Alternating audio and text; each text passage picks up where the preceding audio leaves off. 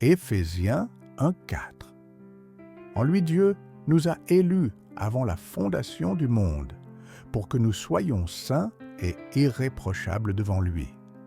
Nous devrions considérer les intérêts des autres, partager les mêmes pensées et les mêmes sentiments, être remplis d'amour fraternel, de compassion et d'humilité. Dès le commencement, la sagesse de Dieu et l'évangile de Jésus-Christ constituent un héritage spirituel de justice, destiné à la famille, pour être transmis continuellement de génération en génération. Être un exemple de respect et de responsabilité enseigne aux jeunes à développer leurs valeurs intérieures et à acquérir de la maturité. Ésaïe 59, 21. Voici mon alliance avec eux, dit l'Éternel. Mon esprit qui repose sur toi, et mes paroles que j'ai mises dans ta bouche ne se retireront point de ta bouche, ni de la bouche de tes enfants, ni de la bouche des enfants de tes enfants, dit l'Éternel, dès maintenant et à jamais. Jérémie 17, 4. Tu perdras par ta faute l'héritage que je t'avais donné. Je t'asservirai à ton ennemi dans un pays que tu ne connais pas, car vous avez allumé le feu de ma colère et il brûlera toujours. Luc 12, 13, 15.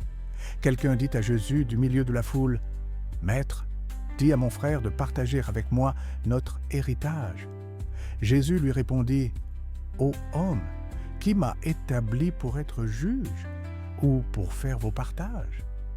Puis il leur dit, « Gardez-vous avec soin de toute avarice, car la vie d'un homme ne dépend pas de ses biens, fût-il dans l'abondance. » 1 Timothée 5,8.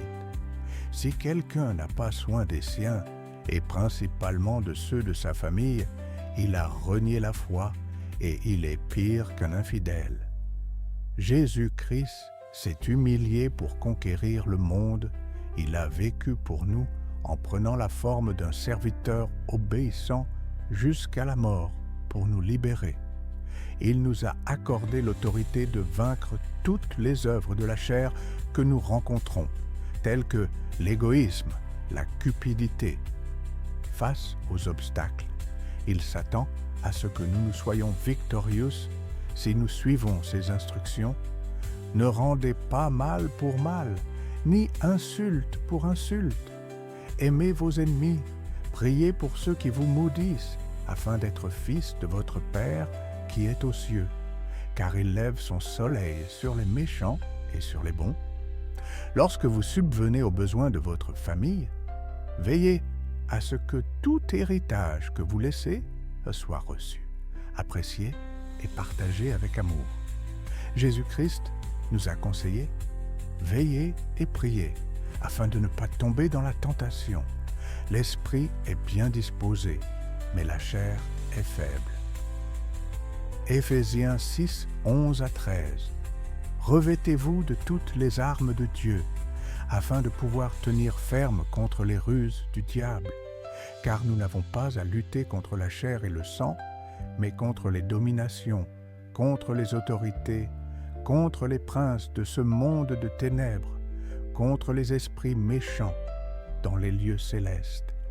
C'est pourquoi prenez toutes les armes de Dieu afin de pouvoir résister dans le mauvais jour et tenir ferme après avoir tout surmonté. Notre connexion avec Dieu à travers la prière est un outil puissant qui nous permet d'être en sa présence, de briller comme des flambeaux dans le monde et de recevoir les bénédictions de la vie. Jésus-Christ n'a jamais cherché la facilité pour accomplir la volonté de Dieu.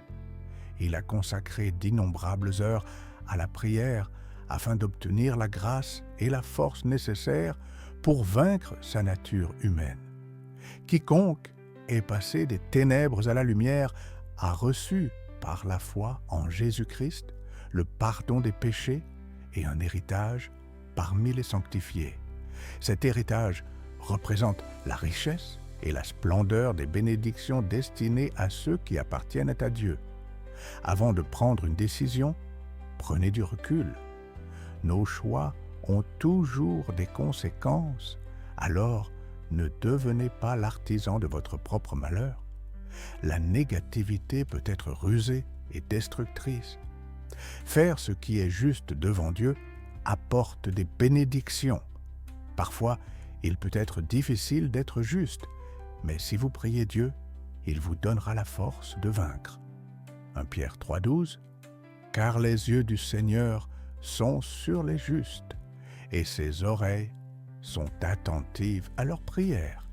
Mais la face du Seigneur est contre ceux qui font le mal. »